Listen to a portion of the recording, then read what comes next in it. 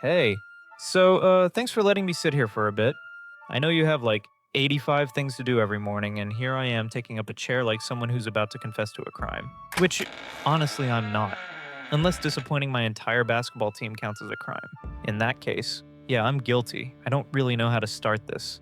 My brain keeps jumping between tell him everything and nope, shut up, say nothing. And both voices sound like me, which is kind of messed up. I guess I'll just start in the middle or wherever my mind decides to drop me. So, basketball. That's usually the first thing people think of when they hear my name. I mean, not everyone. Some teachers only know me as the tall one who forgets homework. But most people, they know I play. They know it's my thing. Or, it was. I've been playing since I was 9. My dad put a hoop in the driveway and said, try it. And I did. And for the first time ever, I felt like I was actually good at something. Not fine and not, yeah, that's okay, not, well, you tried. I was good. Really good. Or at least that's what I always told myself. Middle school was the golden era. I was the point guard, the kid people passed the ball to when the score looked bad. I love the weight of that, the pressure, the fun of it. And honestly, I kind of love the attention. I know it sounds dumb, but when you're 12 and your biggest achievement is making a three-pointer at the buzzer, it feels like the universe is applauding. Then high school happened. And high school is like switching from riding a bike to flying a plane. Same concept, but suddenly everything is 10 times harder and you have no idea what all the buttons do. Freshman year tryouts, I killed it. I made varsity, which felt amazing. Coaches ruffled my hair, teammates punched my arm, my dad took me out for burgers, my mom took pictures even though I begged her not to. It was like the whole world was saying, yep, you're on the right path. And then, yeah, you probably saw this coming, the injury. It was during practice. Just practice. Not even a game. That's the part that annoys me. If I had torn something while making an epic dunk or blocking game-winning shot, that would at least be a cool story. Something worth telling. But no, I tripped. My shoe caught on someone's baggy shorts and my ankle twisted like a pretzel. A stupid, boring, embarrassing accident. At first I told everyone I was fine. I limped home like some dramatic movie character, pretending I wasn't dying inside. The swelling, though. Yeah, my ankle looked like it swallowed a baseball. Doctor said, 2 months off. I heard, congratulations, your life is over. And look, I know that sounds dramatic. I know I should have been grateful it wasn't worse. But when everything you've planned, everything you dream about, everything you think defines you suddenly disappears, so it feels like someone unplugged you from your own life. The team kept playing. They were great about it, checking in, texting me, sending memes, but even that, it hurt sometimes. They'd say, wish you were here, bro, while also posting victory pictures without me. And I know they didn't mean anything by it. My brain just twisted everything. And then there's my parents. My mom was supportive in a sweet but overly cheerful nurse kind of way. She kept saying, this is a sign, maybe you're meant to focus on your classes. Yeah, I don't think the universe sprained my ankle to improve my GPA. Yeah, my dad, he's complicated. He played football in high school, his knee got messed up, and he still limps when it's cold. He doesn't talk about it much, so when I got hurt, he just kind of shut down, like he was reliving his own ending through me. Whenever I mentioned basketball, he'd just say things like, sports are unpredictable. You should think about something more stable. It made me so angry, and I didn't even know why at first. But I think I get it now. He's scared I'll end up disappointed like he was.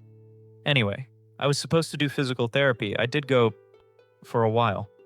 But it felt slow and pointless, and every time I tried to jog or shoot around, my ankle felt like it was laughing at me. And I stare at the court and think, what if I never get back to how I was?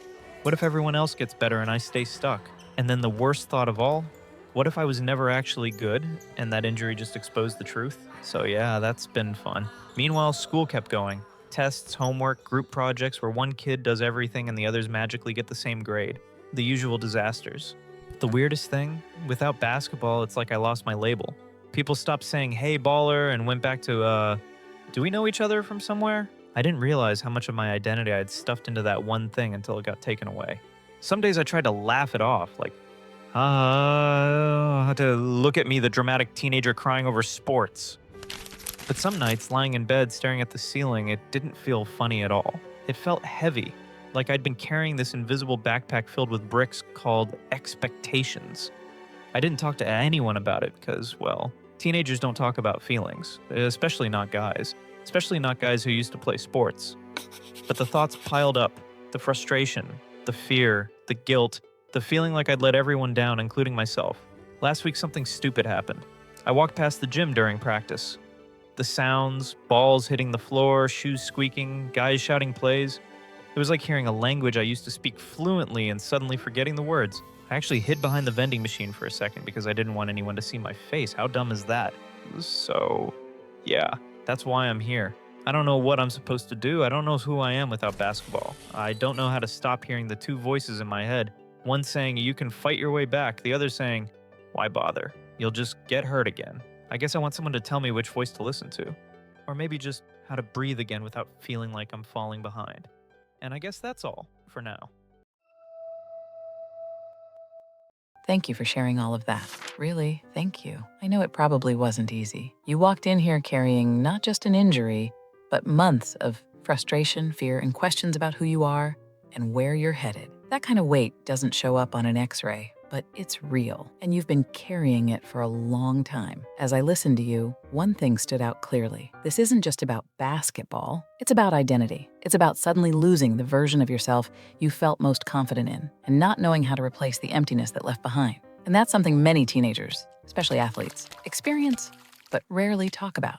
What you're going through has a name in psychology: identity disruption. When a major part of your life is removed, sports, friendships, routines, it shakes your sense of self. You start asking questions that feel scary. Who am I without this? Will I ever be the same again? What if everything I believed about myself was wrong? Those questions don't mean you're weak. They mean you're human and that you care deeply about the things you set your heart on. Let me start by addressing the injury and the fear that came with it. Athletes often feel pressure to be invincible. You push through pain, you push through exhaustion, you push through stress. But suddenly your body says, that's enough. And instead of interpreting that as a normal part of sports, a lot of young athletes interpret it as failure. I want you to hear this clearly. An injury is not a verdict. It's a moment. A hard moment, yes, but still just a moment. You didn't lose your talent. You didn't lose your passion. You didn't lose your value. You experienced a setback, one that can be healed, both physically and mentally. You also mentioned something important: the two voices in your head, one encouraging you, one pulling you back. That's incredibly common. Psychologists call it cognitive conflict, the battle between fear and hope. The voice telling you, why bother, is trying to protect you from being hurt again. It doesn't hate you. It's a survival mechanism. But the other voice, the one saying you can fight your way back, that voice represents growth, resilience, and belief in your future self. Neither voice is wrong, but only one moves you forward. Now let's talk about your parents. Injuries don't just affect the athlete, they affect the whole family. Your mom, in her way, is trying to help you avoid disappointment. Your dad, because of his own past, is afraid of watching you go through what he did. Neither of them is trying to limit you. They're trying to protect you with the tools they have, even if those tools don't match what you need right now. Your feelings toward them, confusion, frustration, are completely valid. But it might help to remember that their fears are about themselves, not about your potential. And now, to something even more important: your future. You're still young. Your body can heal. Your skills don't disappear because of a few months off. In fact, with proper rehabilitation and guidance, many athletes come back stronger, not despite their injuries, but because they learned discipline, patience, and mental resilience along the way. If basketball is still something you love, then nothing about this moment writes you out of that world. The door is still open, but your path might look different than the one you imagine. And that's okay. Here's what I want you to do moving forward. 1. Rebuild, not rush. Healing takes time, and it's okay if your progress isn't a straight line. You will have good days and bad days, and both are part of the journey. 2. Talk to your parents honestly, not to argue, but to help them understand what this sport means to you. They might surprise you when you speak from the heart. 3. Redefine your identity. You are more than basketball. You have humor, depth, intelligence, passion. Those don't disappear when you're off the court. 4. Consider working with a sports therapist or trainer, someone who understands both the physical and psychological aspects of recovery. 5. Most importantly, don't let fear decide your future. Fear protects, but it also limits. Hope pushes, and sometimes hope is exactly what we need. You didn't come here today to find out whether you should quit or continue. You came here because deep down, you still care. And that tells me everything I need to know about you. You're not finished. You're not broken. You are in transition. And transitions are where real strength is built. And I promise you this, when you're ready, whether that's next month, next year, or whenever, you will step onto a court again. Not as the kid who got hurt, but as the young man who learned, who grew, and who refused to give up on himself.